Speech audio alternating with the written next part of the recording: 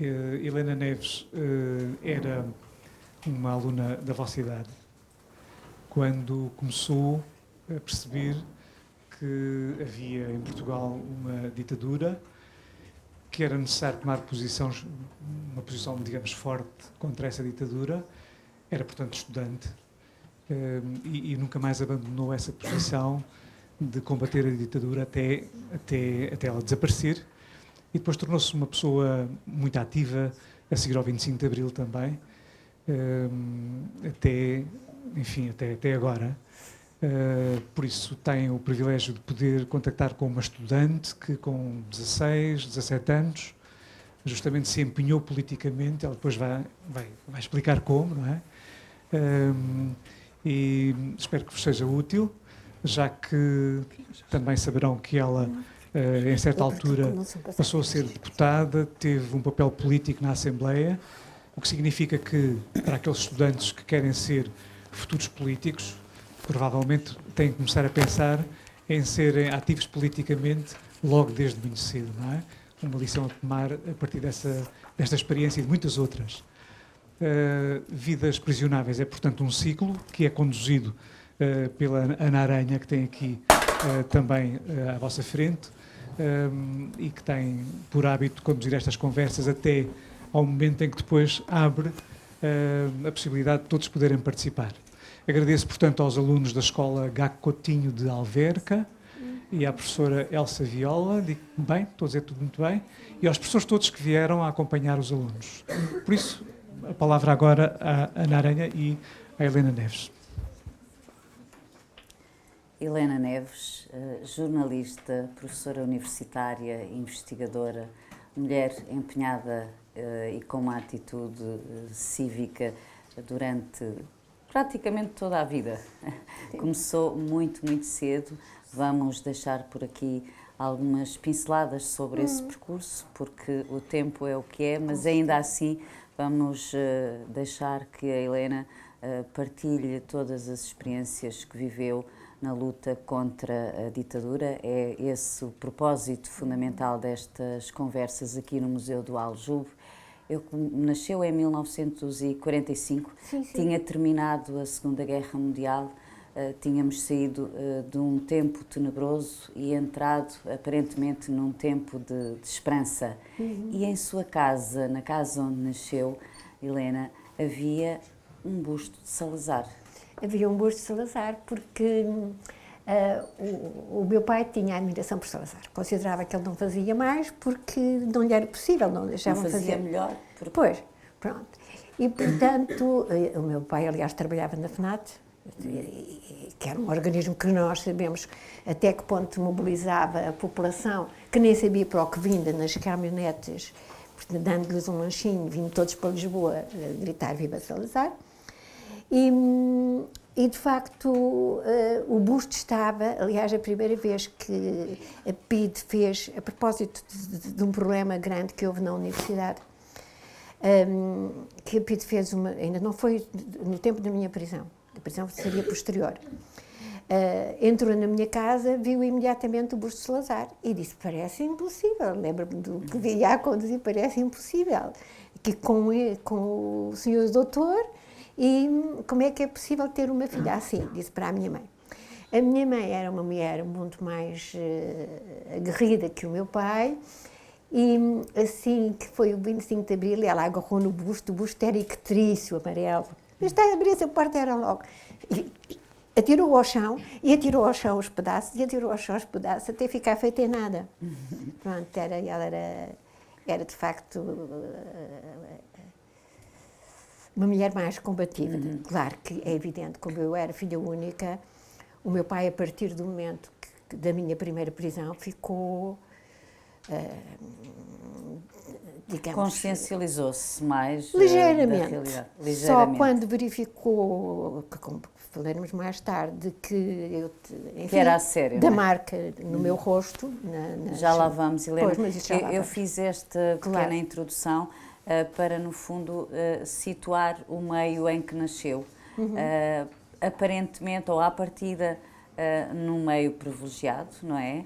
Como disse, filha única, com condições para enfim, estudar francês, tocar o piano, como era o desejo de muitos pais da época, mas algumas coisas aconteceram quando era ainda muito jovem, jovem mesmo, que cimentaram em si, de alguma forma, o espírito combativo que depois a acompanhou toda a vida.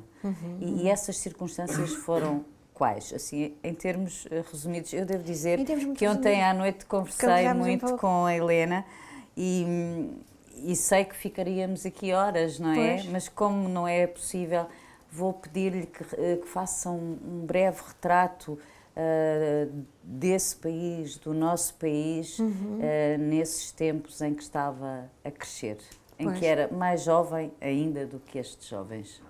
Sim. Eu, os 2 primeiros anos, felizmente, fui para uma sucursal, um anexo do Filipe de Lencastre, que seria o mais terrível baluarte da mocidade portuguesa feminina.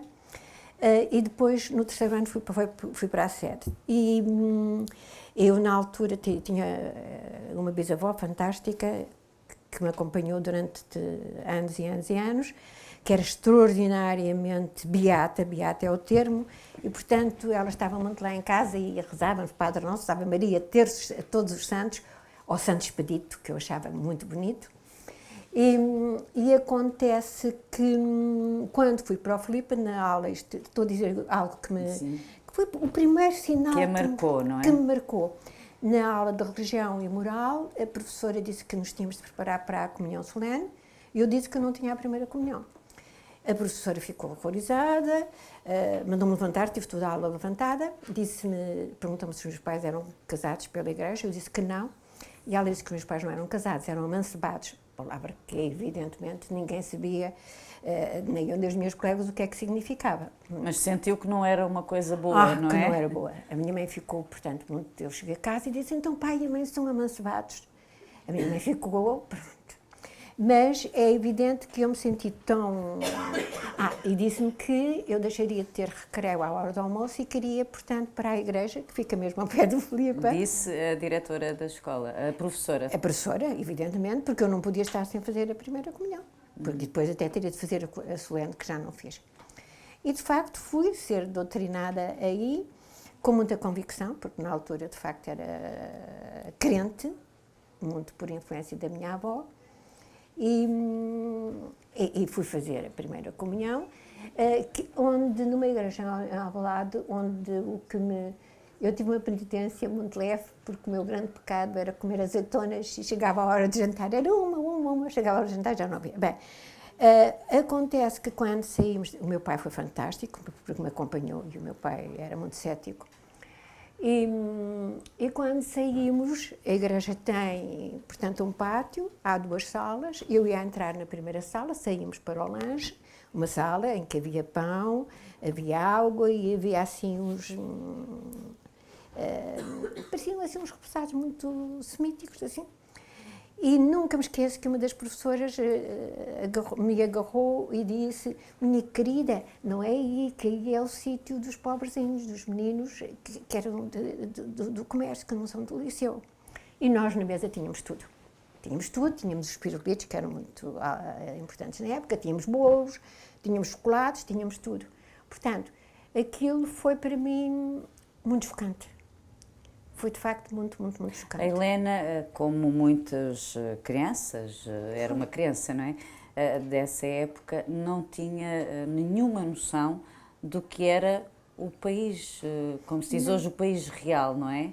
Não tinha, era preservada da pobreza, da miséria, do analfabetismo, portanto, o meio em que vivia não lhe permitia ter essa noção. Tinha um pouquinho. Sim. Tinha um pouquinho, porque a minha família, portanto, pela parte da minha mãe, de facto, era burguesa, claramente. Mas pela parte do meu pai, não posso dizer que seja semi-proletária, porque o meu avô viveu em circunstâncias muito difíceis na infância, aos 11 anos saiu de casa porque o pai era extraordinariamente violento, foi trabalhar para o cemitério do Alto São João, que é interessante, e mais tarde tornou-se um canteiro fabuloso, com uma boa oficina, etc. Eu não sabia ler e já conhecia aquilo, que também não sabia o nome, agora eu digo o logotipo da Voz do Operário. E ouvia o meu avô muitas vezes, e o meu avô, ao princípio até ficava chocada, porque o meu avô dizia: para raios nas igrejas é para mostrar aos ateus que os crentes, por mais que o sejam, não acreditam em Deus. Que era um verso de uma canção revolucionária. Portanto, essa perspectiva do meu avô também, mais depois eu comecei a sentir que havia se calhar ali alguma... Mas o que é que a fez verdadeiramente entrar na luta política, Sim, porque é disso que se trata, tão nova, com 16, 17 anos? Pois, o Filipe teve muita importância sob esse ponto de vista, porque outra questão que eu achava tremendo é que às vezes entravam na turma e diziam-nos: vamos para uma... Então, há caminhonetas e vamos para uma manifestação. Veio cá o Eisenhower, presidente dos Estados Unidos, ninguém nos dizia quem era, punham-nos umas bandeirinhas na mão e diziam, quando passar um carro com um senhor que tem pouco cabelo e alguma idade, vocês gritam: viva, viva, viva, viva. E, portanto, aquilo parecia, era estranho. E depois, no Filipe, realmente, eu era a única que não quis fazer comunhão solene e que não era da Mocidade Portuguesa Feminina, o que me valeu, digamos, por parte da Virgínia Paraíso, que era extremamente importante. Isso foi já uma decisão consciente da Helena, não querer eu fiquei ferida porque a minha avó, a minha bisavó foi muito importante na minha educação humanística, sendo ela muito até beata. Eu fiquei muito ferida de nós termos um lanche e os miúdos que não eram do ensino liceal terem outro. Achei aquilo muito negativo.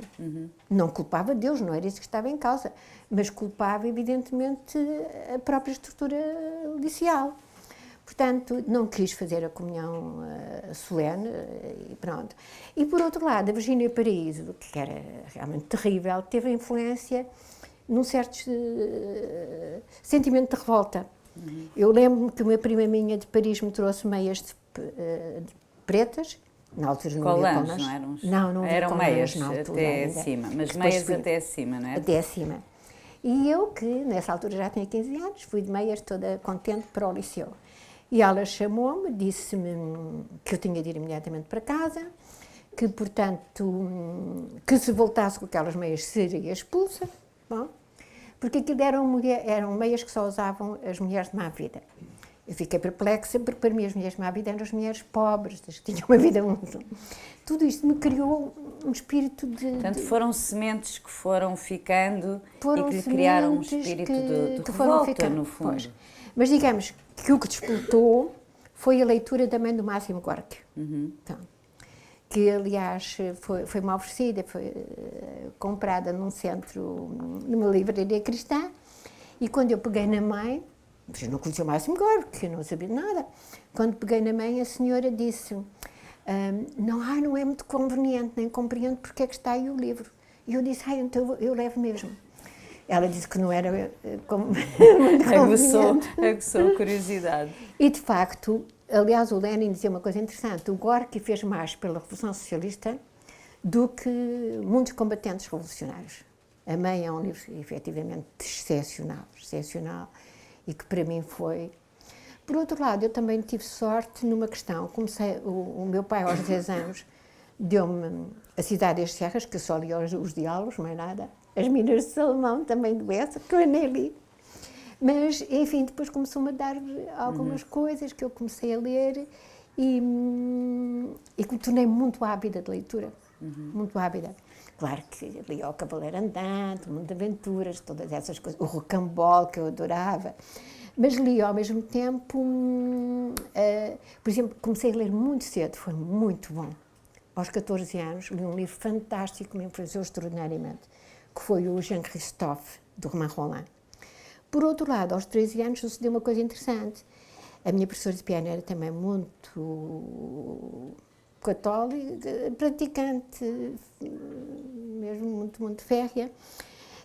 Mas, curiosamente, era casada com um ateu e eles eram extraordinariamente felizes. Eu não sabia o que era um ateu. E eu, que era muito cristã, uma vez numa lição, estava eu no piano e vi Sermões na Montanha. Pensei que era um livro, evidentemente, sobre sermões religiosos na montanha, e disse ao professor, Maria Alice, empresta-me este livro. E ela disse, não é conveniente para a Leninha. E o marido dela disse, eu acho que é muito conveniente para a Leninha, não era? Portanto, esse somatório de leituras daí, e essas sim, experiências na escola fizeram com que temos que avançar. Era só para dizer uma questão, para compreender, os Sermões na Montanha é de um homem extraordinário, que foi imensamente perseguido pelo fascismo, que esteve preso muitas vezes, que esteve no seminário e que, numa viagem que fez pela Europa, encontrou relíquias das mãos da Santa Teresinha e da Santa não sei quantos, em montes de sítio. Era preciso que a Santa e outros santos tivessem, sei lá, muitas mãos. Muitos membros. E, portanto, ele era de meio rural, ele veio para o nosso país e foi pregar nas montanhas aos camponeses a desmistificação, portanto, tudo aquilo. Eu li esse e depois li na Cova dos Leões. E, portanto, aos 13 anos deixei, coisa que nunca disse à minha avó, mas evidentemente que... Portanto, aos 13 anos cortou com a religião. Cortei com a religião. Em termos políticos? Em termos políticos, quando fui para o Dom João de Castro, eu fui para o Dom João de Castro porque escolhi filosofia. Dom João de Castro, sim. Era masculino. E, portanto, os liceus estavam separados, mas como escolhia filosofia e algumas escolheram germânicas, naquele liceu imenso de rapazes havíamos, acho que éramos 19, divididas em 2 turmas. Mas não tínhamos recreio juntos, não podíamos ir comprar a bola de Berlim juntos, portanto, primeiro íamos nós, as raparigas, e depois íamos para a sala, e depois íamos eles. Não podiam sequer estar na paragem de autocarro, rapazes e raparigas juntos? Não, a paragem era perto do liceu, e então havia os vigilantes do liceu que andavam a ver, e se os rapazes e as raparigas do liceu estivessem na paragem, éramos castigados. Eles eram muito gentis e, portanto, iam cá abaixo, à paragem de Santa Mar, e nós apanhávamos ali o autocarro. Mas isso traduz, não é? Traduz. O espírito da época. Que para vós é quase impensável, não é? Mas era tremendo. E todos os anos logo a partir do 6º ano, fiquei no quadro de honra, porque o delegado de turma, na minha turma éramos só 9, porque o delegado de turma era incrível. Eu e ele não nos gostávamos nada, nós. Ele era todo de direita, eu não sabia muito bem o que era à esquerda, mas enfim. E, portanto, ele ficou no quadro, ele achava que era o melhor de todos, e, portanto, eu resolvi ficar também no quadro de honra. E fiquei sempre no quadro de honra. Quando chegámos ao 7º ano, o que acontece é que todos os anos a festa do liceu era o Alto da Alma do Gil Vicente.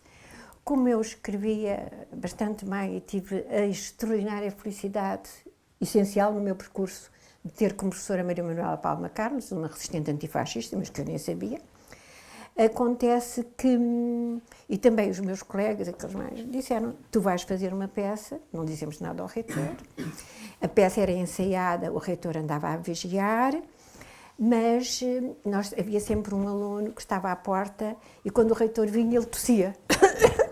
Pronto.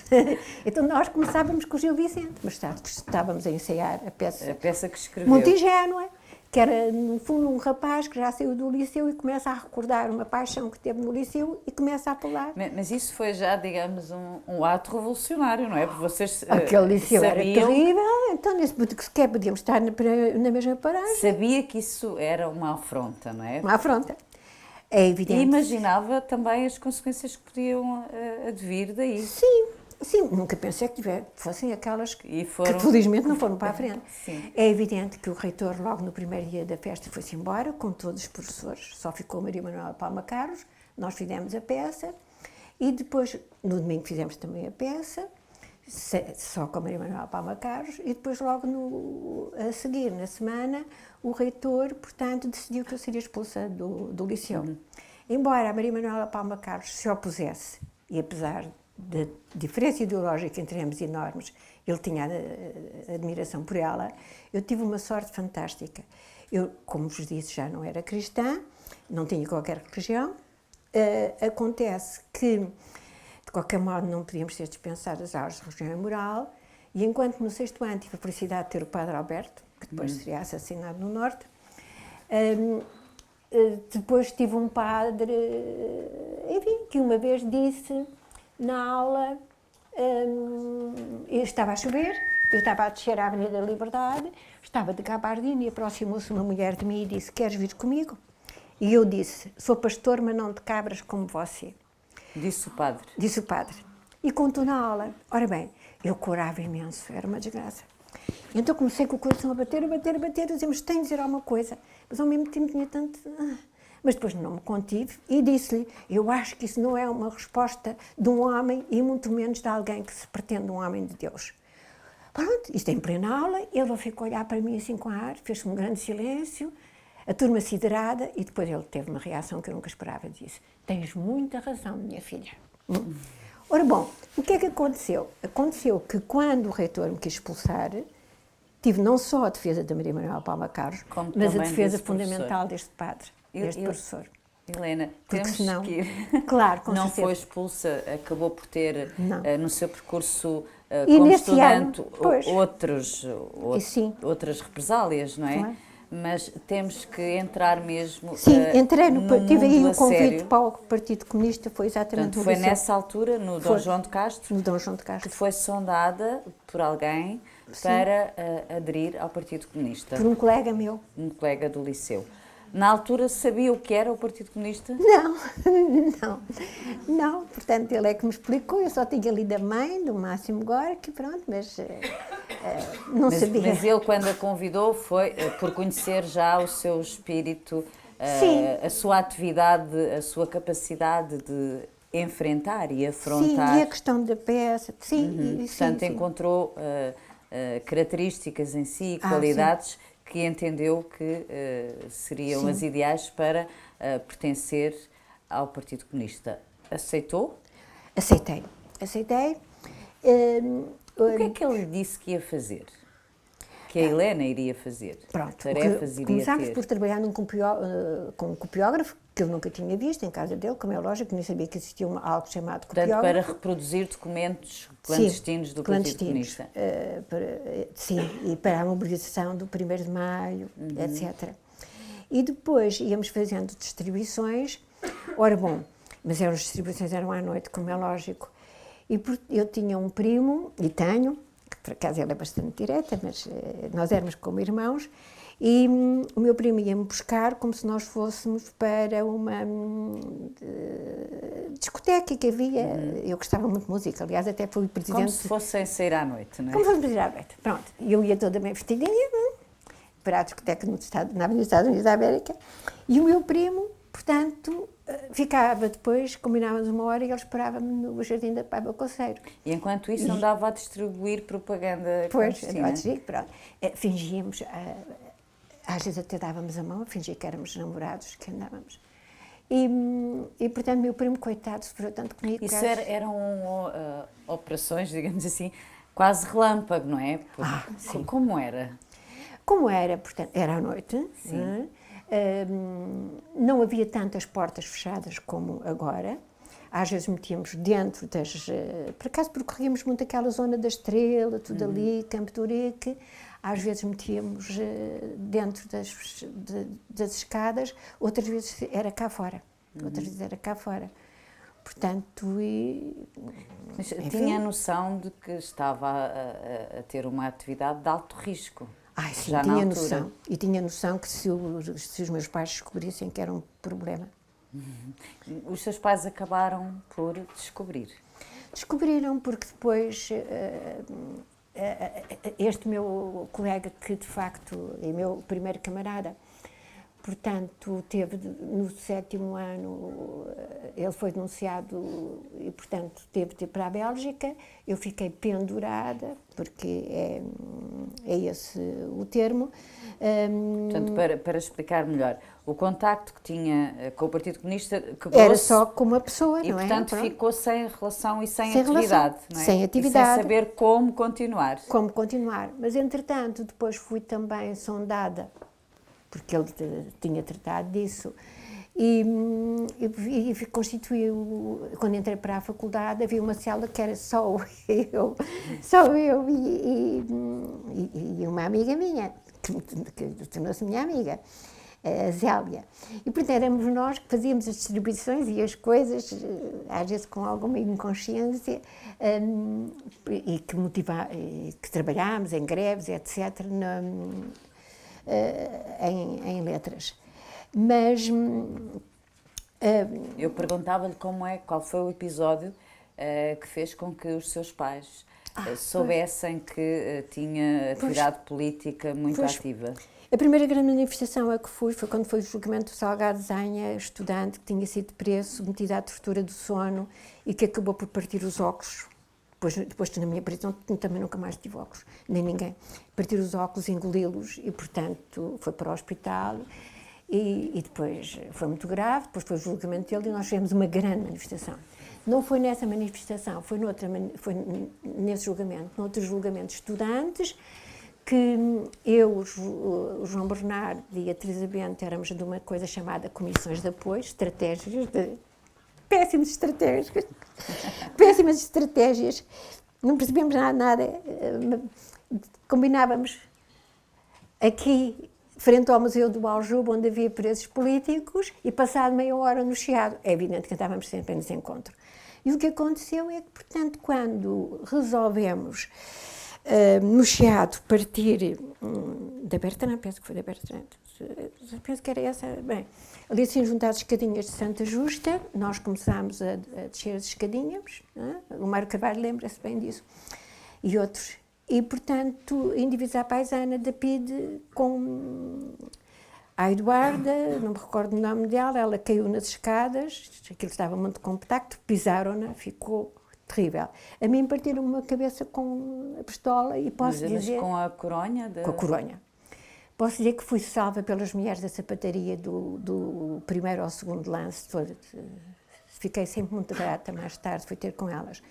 Agora imaginem o que é eu aparecer ao meu pai, porque o meu pai era guarda-livros, depois da FNAT era guarda-livros no sítio, com a Adalberto e com outro que por acaso eu não conhecia. Eles meteram-me num táxi, o homem do táxi foi muito mau, porque o sangue escorria, apareceu com a cabeça partida. Meu pai ficou perfeitamente, é claro que soube, aliás os bombeiros foram fantásticos, porque eu disse que tinha sido uma fotografia que tinha caído aqui, do guarda-vestidos, eles disseram, caiu em sítio muito estranho, porque caiu em 2 sítios. Pronto. Os meus pais, nessa noite, acharam que de facto era uma infelicidade, uma ingratidão, como é que era possível. Para eles foi um grande choque. Foi violento, não é? Para eles foi um grande choque. Mas isso não fez com que, apesar de ser uma situação de grande violência, não é? Para si e para os outros participantes, continuou, portanto, continuou e aprofundou a atividade política como membro do PCP. Gostava que nos deixasse aqui também algumas ideias sobre o que foi fazendo, o que fez, aquilo em que se empenhou, as questões fundamentais, até chegarmos, porque temos que chegar, Helena, à sua primeira prisão. Pronto, depois também fiquei sem conta, aliás, houve pessoas denunciadas por uma prisão relativamente à nossa atividade na faculdade, eu não fui denunciada, de qualquer modo perdeu-se também aí o contacto e eu, como tinha de fazer alguma coisa, enfim, que estivesse em coerência com as minhas ideias, fui dar aulas a trabalhadores em coletividades de cultura e recreio, onde havia já alguns jovens, assim como vocês, aliás, e que davam aulas, e reformulámos as bibliotecas todas, que eram todas só de livros das corporações. Aí fizemos um trabalho extraordinário que um dia alguém deveria vir cá fazer, porque se criou mesmo um âmbito muito forte de teatro, etc, etc. Portanto, virou o seu trabalho e o seu empenhamento para as questões de natureza mais cultural, que é uma forma de fazer política, não é? Junto à classe operária, sim. porque eram coletividades de cultura e recreio.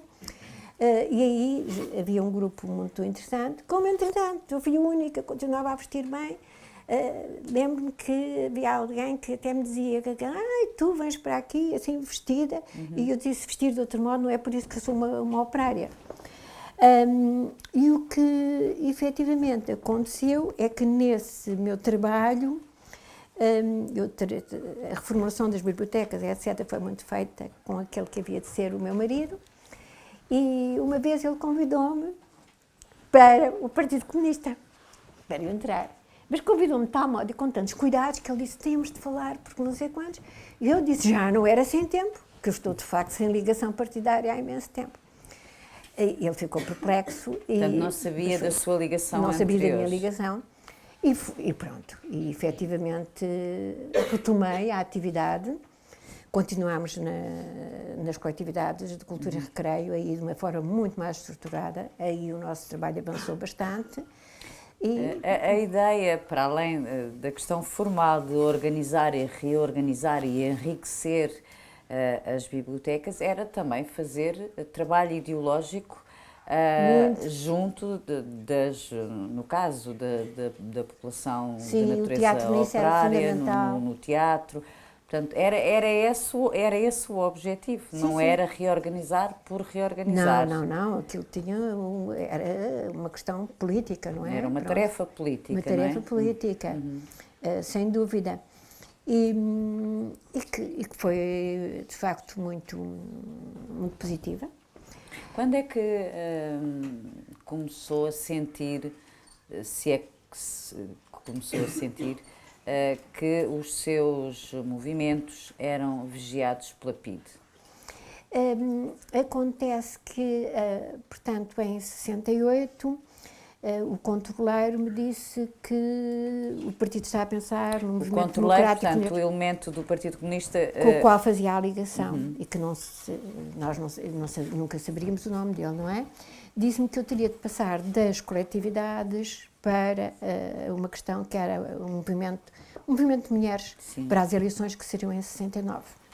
Eu reagi imenso, porque eu gostava muito do trabalho das coletividades, mas pronto, as primeiras reuniões em 68 ainda eram reuniões pequeninas, só com duas mulheres fabulosas, uma delas a Amélia Valdés, mulher de Valdés, que teve imensos anos terríveis no campo do Tarrafal. E depois, já em 69, portanto, fui, sob a orientação do partido, para a casa da Sofia de Melo Breiner, que estava completamente repleta de jovens, de mulheres, como eu. E aí várias tínhamos a orientação, não nos encontrando, éramos de salas diferentes, para o lançamento de um movimento democrático de mulheres, mas era a Comissão Democrática de Mulheres para as Eleições. Mas o objetivo era depois nascer o MDM.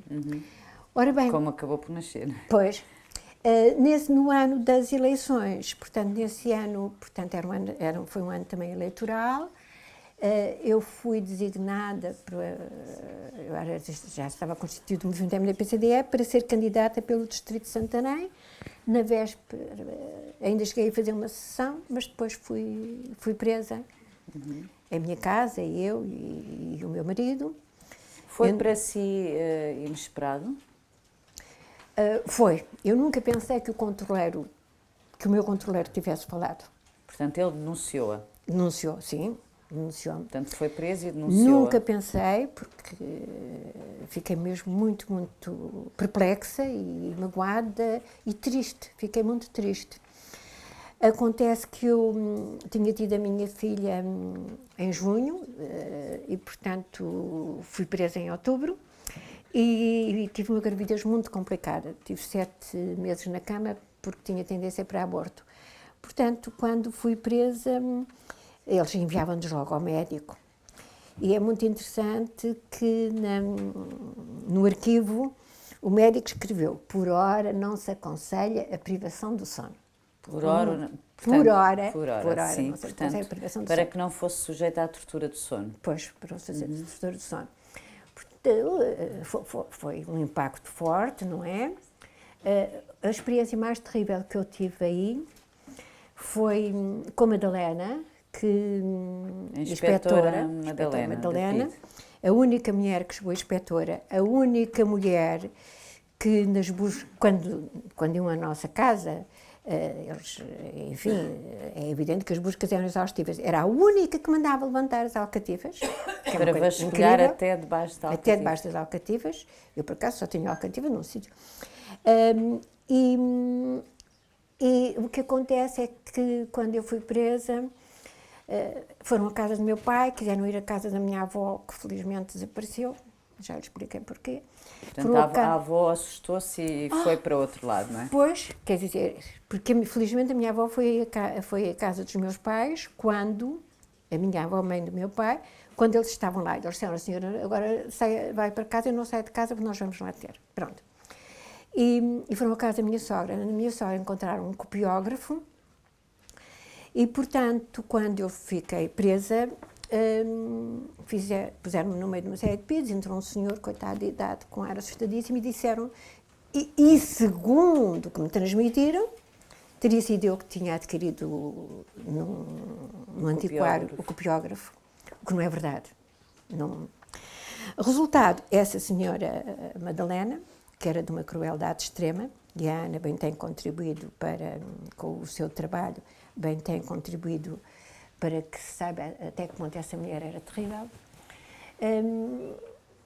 Começou a passear de um lado para o outro, ela ainda sequer era da brigada que estava comigo, e disse: então, não conhecia o senhor? Pois não, pois o senhor conheceu-o logo, pronto, não é? Não comprou o copiógrafo, o senhor conheceu logo. Ao fim de meia hora de bufetadas, lembrava-se logo. E eu, tonta, disse: então experimento. Pronto. Quando ela disse que lhe daria bufetadas, a Helena disse: então experimente. E de facto é terrível. Ainda me lembro que naquele momento não me doía nada. Só fiquei com a cabeça assim, sabem? Pronto. Mas foi a inspetora da PIDE, Madalena, que a agrediu fisicamente? Que me agrediu fisicamente. Foi a única que me agrediu fisicamente. Uhum. Porque a Helena achava que havia um pouco a ideia, e era... E acontecia. E acontecia. É que os estudantes, em muitos casos, não eram os estudantes universitários não eram sujeitos à tortura física, não é? Pois. E a Helena achava que não lhe ia acontecer. A tortura do sono, como o médico me pôs a tomar uma série de medicamentos, provavelmente eu teria sido submetida à tortura do sono. Mas ainda não estava em condições, até porque, embora os medicamentos fossem dados pela guarda, havia muitos que eu não engolia. Alguns, infelizmente, lá iam com a água, mas de resto, pronto. E acontece que, efetivamente, isso teve um aspecto positivo. É que o meu pai continuava a achar. Minha mãe era muito mais aguerrida. E na visita, que era de meia hora por semana, o meu rosto estava marcado, porque ela não batia assim, e estava marcado com o anel. E, portanto, os meus pais ficaram... Isso para o meu pai, para a evolução, que não foi uma evolução de grande consciência política, foi uma evolução de fazerem isto à minha filha, não é? À minha filha, vejam que é a filha única. Mas foi uma sensação de impotência extraordinariamente violenta. Quanto tempo a Helena ficou a ser interrogada? Tem ideia? Nesse dia? Nessa prisão, nesse primeiro período? Fui interrogada. Eu não podia, no momento, era a tal questão de não ter a privação do sono. Por isso eu passava lá dias e dias. E a gente que estava comigo, porque os inspectores só vinham às vezes, nós só podíamos ir à casa de banho com a agente. O termo é extremamente ordinária. E eu era, infelizmente, filha única da classe burguesa. De modo que resolvi deixar de ir à casa de banho. Como resolvi, ganhei 2 divertículos, um aperto na uretra distal, que depois tive de ter 3 operações, já em liberdade, porque tive um problema grave de retenção urinária, porque tinha o aperto e, além disso, porque tinha os divertículos, que eram bolsas para onde ia a urina. Portanto, ficou com sequelas físicas dessa prisão? Muito aborrecidas. E psicológicas, Helena? Sim. Fiquei com sequelas psicológicas, isso é verdade,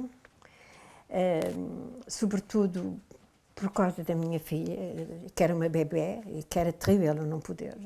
Portanto, tinha 3, 4 meses, não é? A bebé. Tinha. Nessa altura houve uma guarda jovem que uma vez, eu não chorava ao pé dos meus pais, mas vinha sempre a chorar, como sabem, nós não tocávamos os nossos pais, era ao vidro e pronto, vinha sempre a chorar.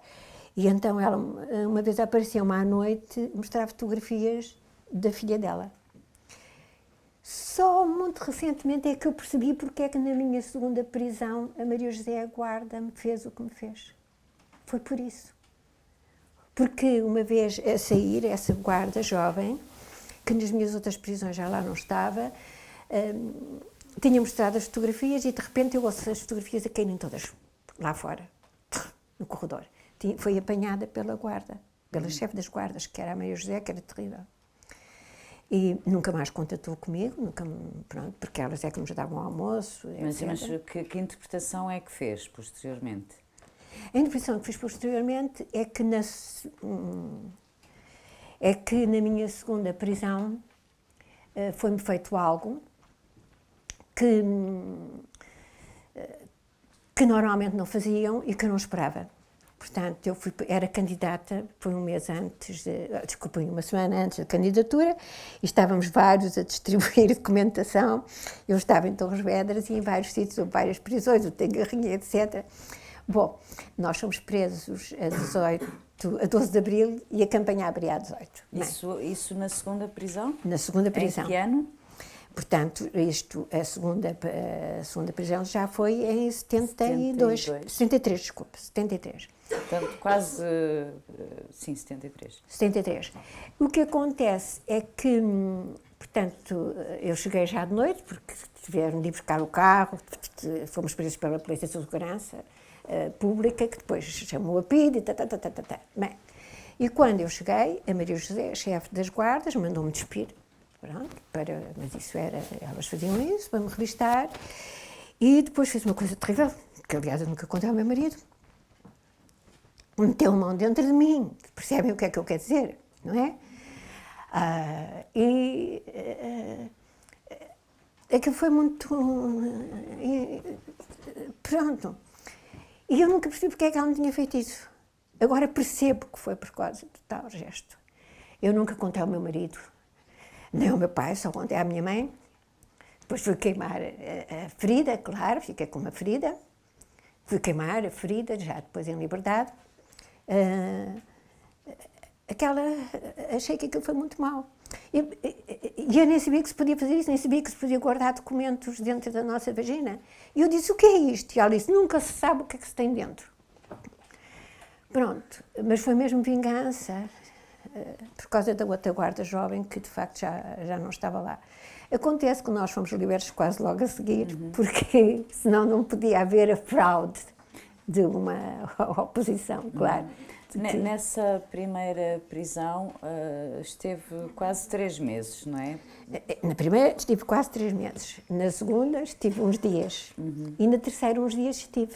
Porque entretanto foi o 25 de Abril, não é? Nós fomos foi libertada justamente no 25 de Abril, não é? Foi libertada no 25 de Abril. Apesar de, enfim, no somatório os períodos de prisão não foram muito longos, mas foram. A verdade é que de cada vez que era presa não sabia se o que vinha aí era uma condenação e uma pena longa ou não. Tendo em conta, sobretudo nessa primeira vez em que tinha uma bebê, não é? Como é que uma pessoa vive consigo própria, não é? Só consigo própria, na prisão, sem qualquer defesa, esses sentimentos de não saber o que é que pode vir aí, não é? Para além da tortura. Sim, é muito complexo, Eu desejei muito ser mãe e depois havia a questão dos meus pais, ser filha única, saber que isso os feriu muito, não é? E é muito, muito complexo. Eu devo dizer que na primeira prisão também fui um bocado fraudulenta, porque eu tirei filosofia e nós tivemos um curso de psicologia com o Moreira de Sá, que era um homem horroroso, que até escreveu sobre natural ausência de inteligência em termos e capacidade intelectual dos negros. e que tinha um professor de ordem prática que nos dava psicofarmacologia e coisas tais. Eu li um livro de psicofarmacologia e fiquei muito satisfeita com o livro, achei muito interessante.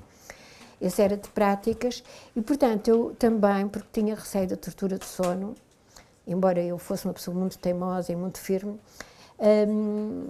simulei, digamos, algumas questões que eu tinha estudado em psicofarmacologia. De que género? De que género? De que, como sabe, o chão não era de uma cor só. Portanto, que via a saltar. Portanto, simulou que tinha alucinações. Que tinha alucinações, simulei alucinações. O problema é que ao fim de algum tempo comecei, menos de um mês, comecei de facto a ter as alucinações. Portanto, mesmo são processos, sem ter a privação do sono? Mesmo sem ter a privação. Teve alucinações? Tinha. O que, enfim, é a primeira vez que ouço, não sei. Eu não sei porque se isso tinha era a ver muito com... comum na privação do sono. Na privação do sono, o meu marido, por exemplo, teve 9 dias, ou num dia, ficou felicíssimo e começou a dizer: malta, estou aqui, achava que estavam todos a manifestarem-se. A Helena Pato também teve uma reação muito positiva ao final de algum tempo. Há pessoas que tinham alucinações positivas. Que viam filmes, pronto.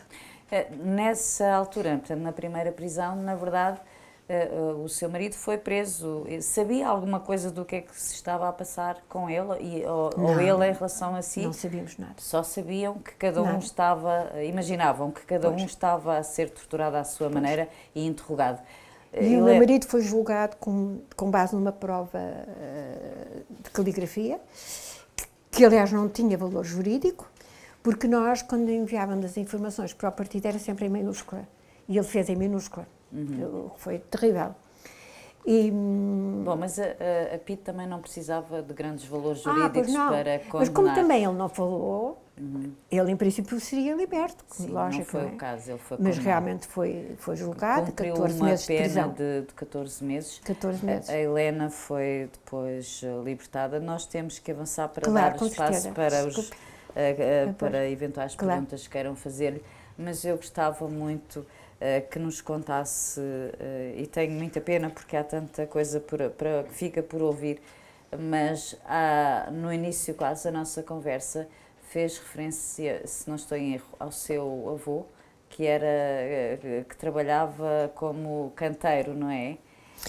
Tinha uma oficina mesmo, ele era um artista, começou muito cedinho. E, portanto, enfim, por razões várias, acabou por ser proprietário de um jazigo. Não era proprietário, é que às vezes as pessoas não pagavam, não pagavam o trabalho e não dele. apareciam. E ele tinha uma chave de um jazigo. Tinha, ele na altura já tinha morrido quando... Sim, em que cemitério? No Alto São João.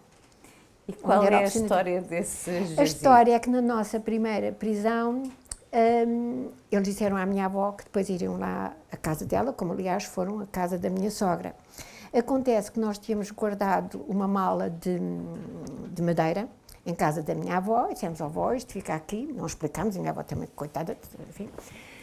E dissemos: avó, isto tem que ficar muito bem guardado, e se os primos vierem cá, tu nunca mostras. Bom, já estava então em vias a constituição da ARA, como uma ideia, e portanto havia armas. A Ação Revolucionária Armada. Revolucionária Armada. Mas nunca fez vítimas sob o ponto de vista pessoal, sim. Não é? E, portanto, tinha armas e tinha passaportes, que aliás também depois, mas isso, o outro pormenor não importa. E tinha passaportes porque havia muitas pessoas que, mesmo não sendo do partido, tinham relações com o partido e quando os passaportes diziam que tinham perdido os passaportes e, portanto, davam os passaportes para depois legalização de clandestinos, legalização entre aspas. Para serem, enfim, falsificados, não é? Falsificados. Ora bem, o que acontece é que a minha avó, coitada, só no dia a seguir, a minha avó não sabia que isto estava na mala, mas achava que era qualquer coisa, para tanto cuidado. Só no dia a seguir é que apareceu em casa, chamou o meu pai abriu a mala, quando viu as armas, coitado do meu pai. Então, como o meu pai, como filho do meu avô, era conhecido, entrou lá em contacto porque aquele cemitério tinha, isso era interessante, tinha coveiros e tudo que eram bem de esquerda. Então, para entrar de noite, entrou de noite no cemitério e foi-se pôr no jazigo que estava abandonado as armas, não é? E os passaportes e aquilo tudo. Quando o meu marido é claro que eu depois, eu não tive pena, mas disse ao partido, eu não vou entrar no cemitério, tenho de esperar que o meu marido saia da prisão, porque também não ia pedir isso ao meu pai. De modo que quando o meu marido saiu da prisão, passado um pouco tempo, lá fomos, não é? À hora do almoço, que não havia tantos na rua, o meu marido lá entrou, coitado, e teve imenso tempo, porque não sabia, porque havia um caixão que estava vazio, mas os outros não estavam, ele não sabia qual era. Ele ficou lá dentro. Cada vez que se aproximava algum coveiro, eu começava a tossir. E pronto, e lá-se então, mas foi assim uma história rocambolesca. Helena, o que é que ficou em si de toda essa luta antifascista, com o peso, com as consequências que teve, enfim? Não foi aqui referido, mas por várias vezes a Helena foi impedida de trabalhar, foi-lhe retirada uma bolsa de estudo, enfim, tantas outras coisas. Não esmoreceu nunca, não é? Muito empenhada, depois como jornalista, na defesa dos movimentos e dos direitos das mulheres, nessa altura, muito importante. Sim. Teve livros apreendidos pela PIDE, portanto, não cabe de facto aqui tudo, mas Helena, passados tantos anos, não é? Estamos a pouco tempo de mais um aniversário do 25 de Abril. O que é que tem em si desse tempo, dessa vida, dessa luta, dessa entrega? Sim. Porque é disso que se trata também, não é? Ou muito. O que eu tenho é uma sensação de que ainda bem que eu fui desperta, dada a minha origem, ainda bem que houve fatores que me despertaram para a luta. Eu não seria, sem dúvida, a mulher que sou. De facto, tive muito sofrimento e perder o meu marido há 30 anos foi um grande sofrimento, mas tive vida difícil, como é lógico, porque depois acontece que mesmo em termos económicos ninguém me empregava, não é? E portanto foi complexo, mas foi tão extraordinariamente rico sob o ponto de vista humano, tão extraordinariamente rico sob o ponto de vista humano. Eu nunca teria conhecido pessoas que conheci, funcionários partidos. Olha, a Margarida Tenrinha, por exemplo, a primeira vez que a vi, era um convite para irmos para a Checoslováquia, para eu ir trabalhar, porque eu escrevia Mulher-Rua com o Álvaro, mas eu não quis ir por causa das minhas filhas e da minha mãe. Eu e o meu marido ia comigo, evidentemente. Mas foi... Ainda bem que eu tive a oportunidade de estar naquela frente de batalha e em todas as outras frentes, do jornalismo, das mulheres, das coletividades, da guerra colonial. Ainda bem. Quer dizer, considero, apesar de várias amarguras, não é? Considero-me que, de facto, foi extraordinariamente positivo. E sinto-me muito compensada pelo facto das minhas filhas o compreenderem e até terem um certo orgulho nisso. É engraçado, eu digo, mas não é orgulho nenhum, porque tanta gente que fez isso. Mas elas dizem, oh mãe, e foi bom, foi bom. Helena Neves, muito obrigada.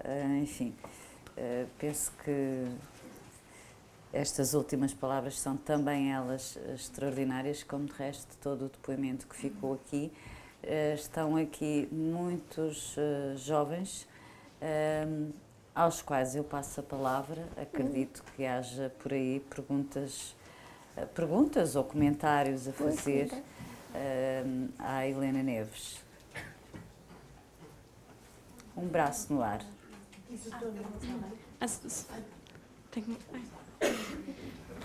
Sou Inês e queria perguntar se alguma vez nos momentos mais escuros da sua vida, como por exemplo a prisão, se nunca se arrependeu de ter seguido o caminho que seguiu para uma vida mais revolucionária. Para uma vida menos? Mais revolucionária. Se nunca me arrependi. Sim. De... O que pretendo de uma vida mais revolucionária? Fui presa por atividade... Sim, por exemplo, na sua primeira prisão, não poder estar com a sua filha de meses. Nessa altura nunca realmente se arrependeu, provavelmente, de ter seguido aquele caminho? Não. Foi muito consciente, foi muito consciente. Evidentemente que era vivido com paixão, mas era vivido de uma maneira profundamente consciente. Nós tínhamos um objetivo, que era a queda do fascismo. Pronto. E achava que isso, inclusivamente, era quase que algo que eu devia às minhas filhas. Algo que eu devia às minhas filhas. E aos filhos de outras minhas amigas, que por serem rapazes iriam mais tarde para a guerra colonial, não é? E, portanto, não, nunca me arrependi. Nunca me arrependi. Achava que nunca mais caía o fascismo, mas de facto nunca me arrependi. Não, não. Isso de modo nenhum. Mais alguém? Olá, boa tarde, sou Olá, o boa Ruben. A Helena passou também pelo jornalismo, correto? O que é que era mais desafiante? Era afirmar-se num mundo dominado por homens, portanto sentia que de alguma forma tinha mais provas a dar, ou por outro lado, era estar no mundo do jornalismo, quando de facto o jornalismo não existia, porque a liberdade de imprensa era algo que não existia à altura. O que é que era mais desafiante? Foi também muito desafiante porque eu fui para o jornalismo primeiro, logo a seguir à minha primeira prisão, como tinha sido indicada como candidata pelo Distrito de Santarém, que não fui porque fui presa. Houve um senhor que tinha poder económico e que era ligeiramente de esquerda, que criou um diário feminino esse que tinha o nome da mulher dele, que era a diretora, que funcionava aqui em Lisboa, era eu que lá estava a tempo inteiro, mas o Fernando da Costa também colaborava, e o António Santos, que eram jornalistas da época bastante conceituados. O que acontece é que a PIDE, vejam, eu nem sequer tinha sido julgada, foi da primeira prisão, não deixou sair o jornal. Pronto. E aí a experiência foi negativa, porque, enfim, eu estava sem os meus pais ajudavam, mas... Portanto, e inclusivamente foi muito feio, porque eles primeiro disseram-me que eu continuaria não indo ao jornal, não deixo sair o jornal, estando o jornal feito, pronto, passei para a rua, o que foi um grande prejuízo. E continuei a trabalhar com pseudónimo, aliás, da minha avó, era o nome da minha avó, e nunca recebi um escudo, como se pode dizer. Acontece que depois comecei a trabalhar em vários sítios de jornalismo, mas muitos deles eram de esquerda e, portanto, não eram pagos.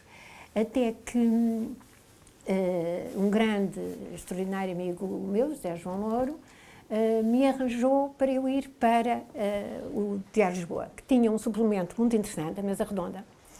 E eu fui para o Diário de Lisboa, portanto, eu não estava na redação central, mas estava na Mesa Redonda. E aí foi também uma lição de vida, para já porque era a única mulher que estava lá, a única rapariga, porque ainda era muito jovem. Depois, porque, sob o ponto de vista cultural, havia coisas muito interessantes. Depois, porque também havia, por parte de escritores e de homens, havia a ideia de que uma mulher que entrava para o jornalismo, jovem, que efetivamente seria presa fácil. E, portanto, havia aí algumas provocações. Por exemplo, um grande escritor como o Cardoso Pires, que eu admiro extraordinariamente, eu odiava simplesmente, porque muitas vezes eu estava sozinha na Mesa Redonda e ele ia para lá, de camisa aberta, e dizia coisas que vocês nem podem imaginar. Punha só o telefone com as suas amantes e dizia coisas, portanto havia assim coisas incríveis. Pronto. Tive aí uma vida difícil, porque neste momento, mas fantástica, sob o ponto de vista de encontro com a realidade e com as pessoas.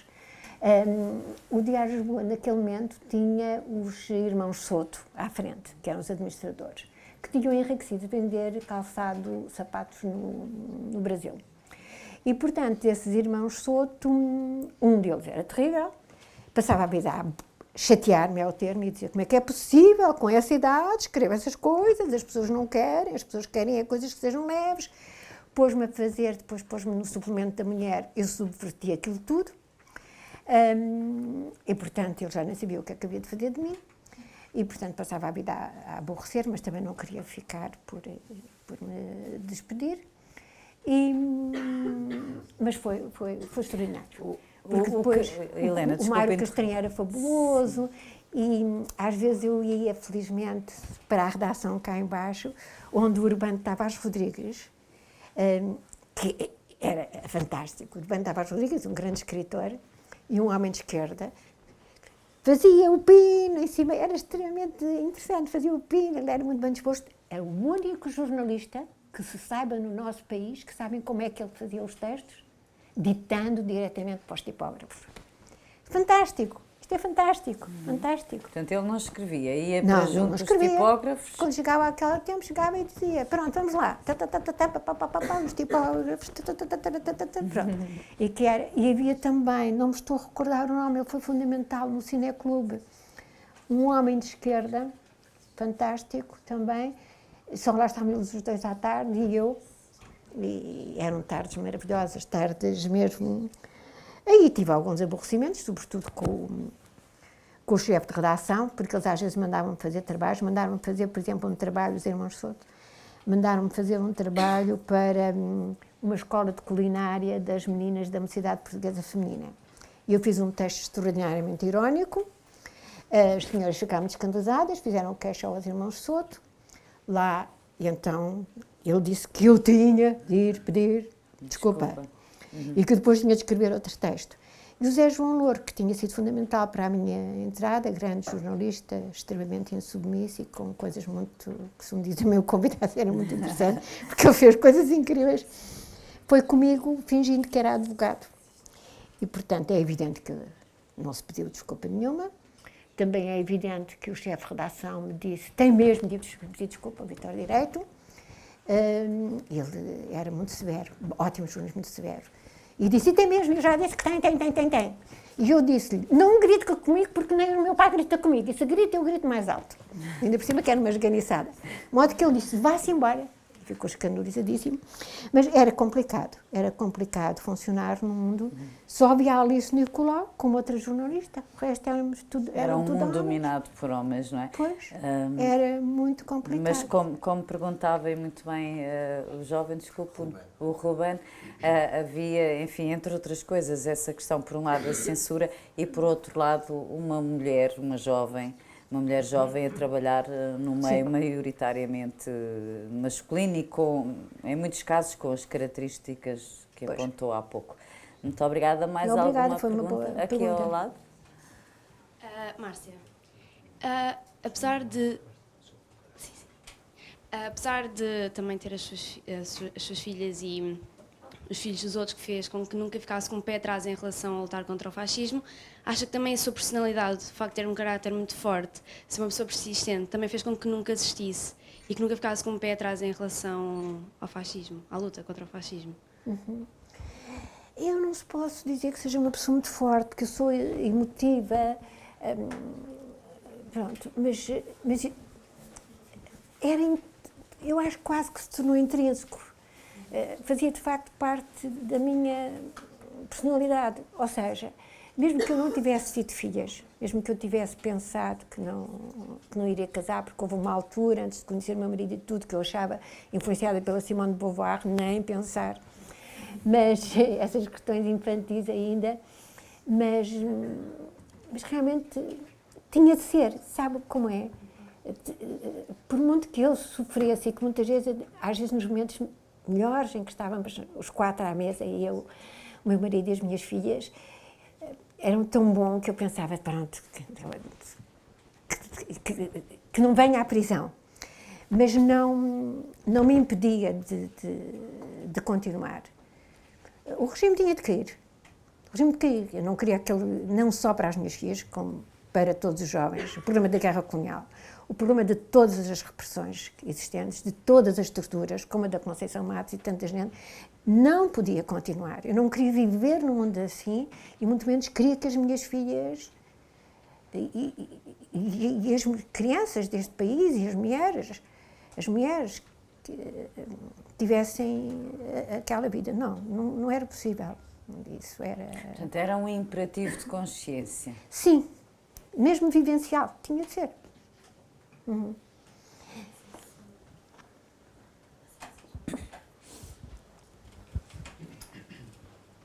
Eles fartaram-se de fazer perguntas ao longo das visitas. Se não há visitas. questões, eu tinha aqui umas coisinhas muito breves. A Helena gostava de dar alguns exemplos para que se perceba. É pena porque as imagens não consegui, vimos que as passassem, mas Depois Mas até quer ler, posso por tirar exemplo, fotocópia. esse acetato que tem aí. Este porque- acetato é assim.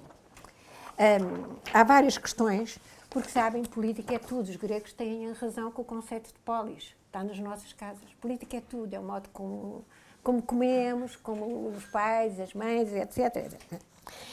E havia uma grande preocupação com o problema da sexualidade, como é lógico, era considerado.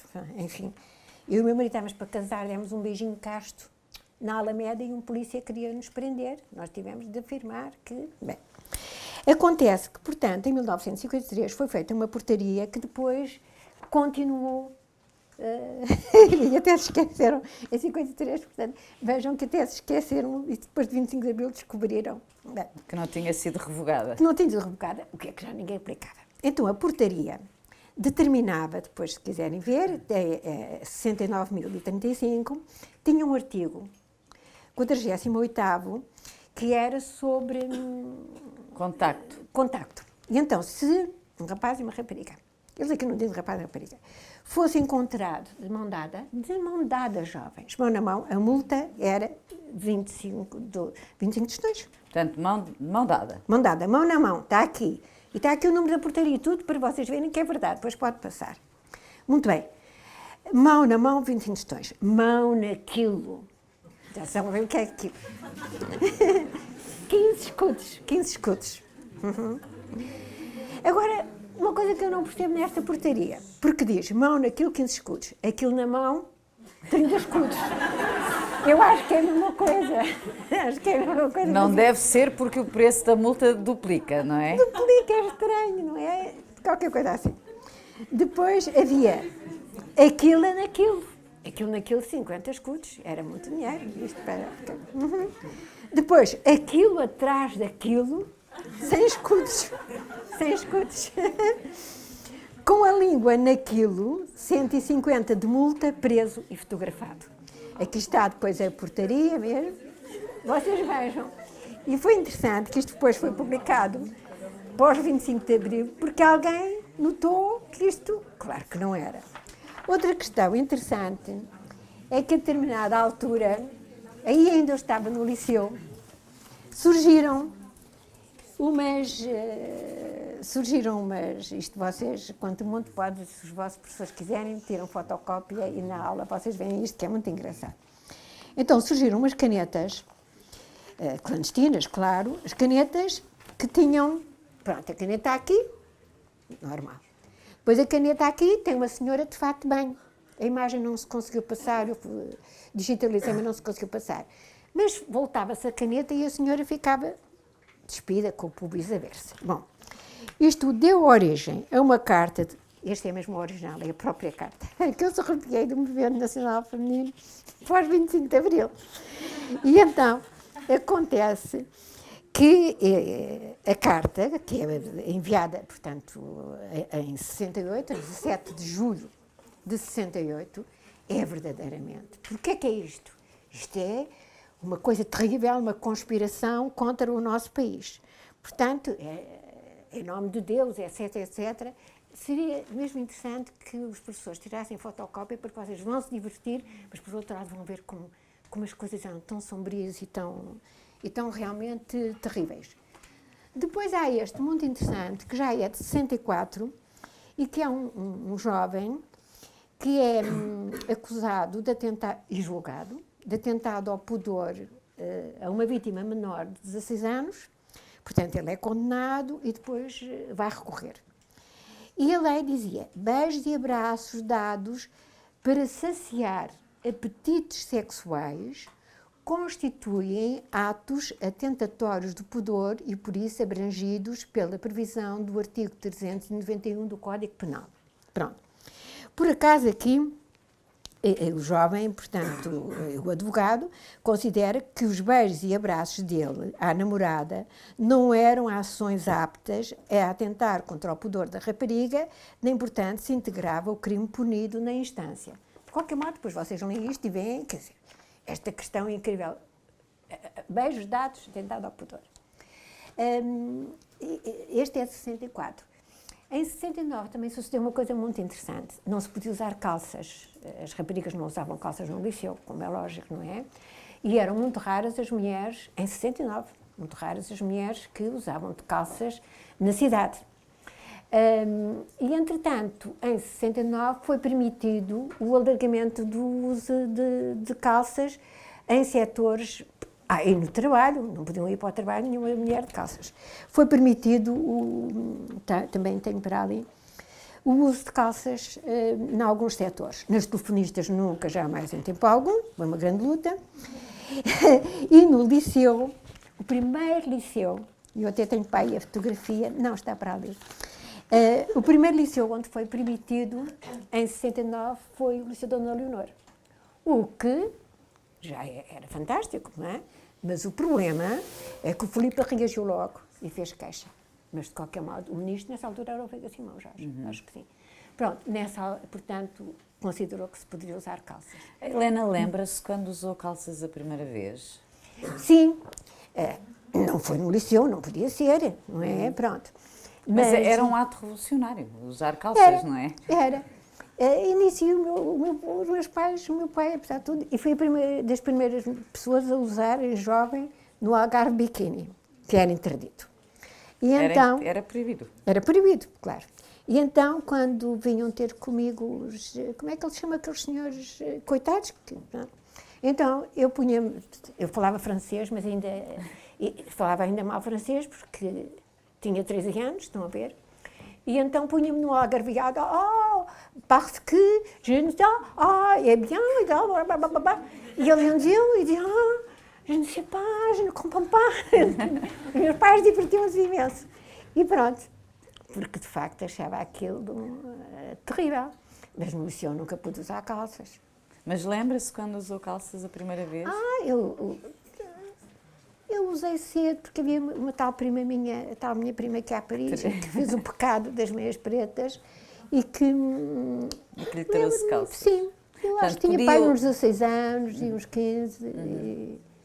E sabem, o amor é uma coisa muito importante. Porque, apesar de tudo, havia conservadorismo na minha família. E eu, talvez um bocado, digamos, infantilmente, provocadoramente, eu disse, eu não caso branco. Por acaso até já tinha tido relações com o meu marido, porque como os meus pais, um mês antes de nós casarmos, foram para a Espanha, nós aproveitámos.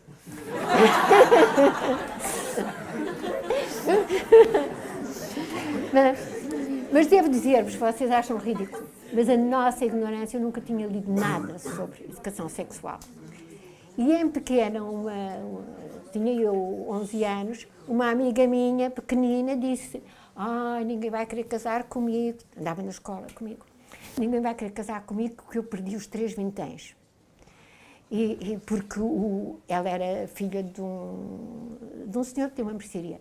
Porque o marçano do meu pai deu-me um beijo e meteu a língua dentro. E queres ver, ela era gordinha, queres ver, eu não tenho os 3 vinténs, então fazia assim. E depois, tu faz. E eu, que era um bocadinho para emagrecer, ela disse, eu tenho, são aqui estas bolinhas. Portanto, fica-me satisfeita de ter... Também sabia que tinha. Bom, depois da relação com o meu marido, vocês vejam a nossa profunda ignorância. Eu, na manhã a seguir, fiz assim e vi aqui. Estas coisas que ainda se veem.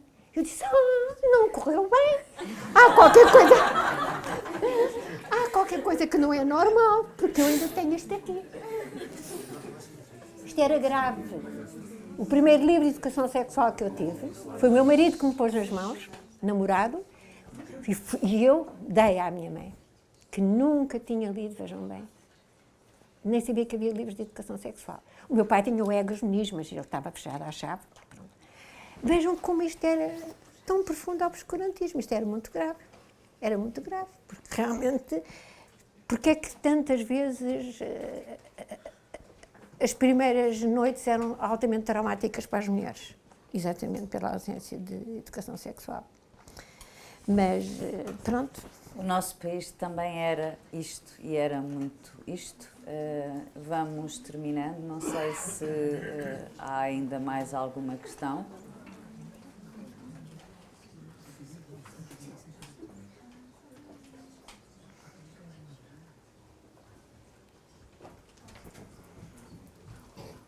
Carlos Isaac. Carlos Isaac, olá, boa tarde. Olá, boa tarde. Faço parte da equipa que está e que tem o privilégio de gravar estas sessões e de vez em quando saio de trás da câmara e faço estas pequenas provocações. Obrigado mais uma vez pelo testemunho que partilhou connosco, pela alegria de viver que tem nos olhos e pelos anos da sua luta, que continua também na democracia. É uma pergunta muito simples, mas e que se desvia um bocadinho toda esta graça irónica de aula de história de tudo isto que nos está a contar. Mas houve um momento em que falou que foi a casa da Sofia de Melbrenner e que estavam muitas mulheres lá. Sim. Será que nos pode só dar um bocadinho o contexto de como é que era essa casa da Sofia? Que ação é que ela tinha? Porque ela sempre foi uma pessoa muito reservada e quase mística a esse nível. E aristocrata. E, Ela era uma exatamente, aristocrata e queria só muito bonita. deixar este desafio de forma muito rápida e agradecer. Obrigado. A casa dela, que era para os lados da Graça, era de facto uma casa enorme, enorme. E estávamos imensas. Ela estava sentada no sofá, com um ar sempre um pouco esfíngico, não é? E nós éramos muitas. Ela estava sentada no sofá, com mais algumas, e nós estávamos todas sentadas no chão. A Lena Pato teve aí muita importância, porque a Lena Pato era amiga de uma das filhas dela. E o ambiente era um ambiente... Nós não nos conhecíamos. Eu cheguei lá e não conhecia ninguém, porque, embora eu já estivesse a reunir numa cela com duas camaradas muito mais velhas do que eu, como vos disse, e havia a ideia do lançamento da ideia do movimento, elas não foram, até por uma questão de defesa, não é? E o ambiente foi, de facto, extraordinário. Era como se nós víamos nas eleições que se iam realizar, nós víamos uma possibilidade da visibilidade no movimento de mulheres que não existia desde o MUD e que foi extremamente importante no MUD, não é? E, portanto, havia ali... Era um clima de esperança. E era muito engraçado, porque viu pessoas mais velhas, muito mais contidas do que nós, de qualquer modo muito contidas e educadas, mas mais entusiasmadas, porque contidas e educadas por respeito para com elas. A Sofia, para nós, era um bocado intimidante, porque era uma poesia extraordinária e porque tinha aquele ar, enfim. O ambiente foi muito bom. Gostava de perguntar como é que você vê hoje o Portugal de hoje em dia, o nosso país, que por muitas vezes para nós continua a ser também ainda conservado, ainda em relação, por exemplo, às coisas sexuais, muita gente ainda a ser um bocado reservada para eles e é o que é nosso e não diz às pessoas de fora. E como é que por vezes também vê a nossa política, que muitas vezes é criticada e é isso. No fundo, é como é que vê o nosso país hoje, é isso? Sim. Muito obrigada. Sim, é evidente que em termos de clima de liberdade não há comparação possível. Mas é muito problemático. Vejo de uma forma muito problemática e, aliás, nem consigo ter uma visão do país isoladamente. Ou seja, vejo-o integrado no mundo. No mundo onde, como vocês observam, aliás, basta ir à net, a net tem um mapa, só na Europa, o avanço dos governos de extrema-direita, o avanço da extrema-direita na Europa, não é só avanço, é consolidação, é verdadeiramente assustador.